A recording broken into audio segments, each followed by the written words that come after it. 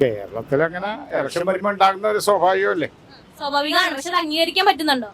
അത് എല്ലാ ജനങ്ങളും ഒരേപോലെ അംഗീകരിക്കുമോ? ഇത് ഇലക്ഷൻ കഴിയുമ്പോൾ പഴയ അവസ്ഥയിലേക്ക് പോകുന്ന അറിയില്ലേ. ഇപ്പോഴത്തെ ഭരണം ഇഷ്ടമാണോ? ഏതാ ഉദ്ദേശിക്കണ? ഇന്ത്യ മോശമില്ലാത്ത ഭരണം നടക്കുന്നുണ്ടല്ലോ. ഇപ്പം എന്തായാലും ഇലക്ഷൻ വരുമല്ലേ, അപ്പൊ ആര് വിജയിക്കും എന്നാണ് തോന്നുന്നത്? BJP തന്നെ സാധ്യതയുള്ളൂ.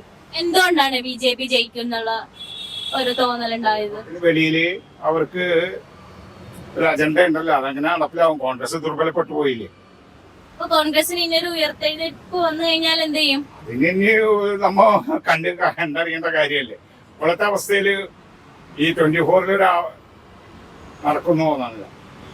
നടക്കില്ലെന്നാണ് തോന്നുന്നത്. അപ്പൊ LDF വരും, ഇനിയും LDF വരും, എല്ലാം ശരിയാവുന്നുള്ള വിശ്വാസം. അത് കേരളത്തിലല്ലേ ഇപ്പോൾ നടക്കുന്ന തെരഞ്ഞെടുപ്പ്. ഇന്ത്യയുടെ കേരളത്തിലെ കാര്യം പറയും.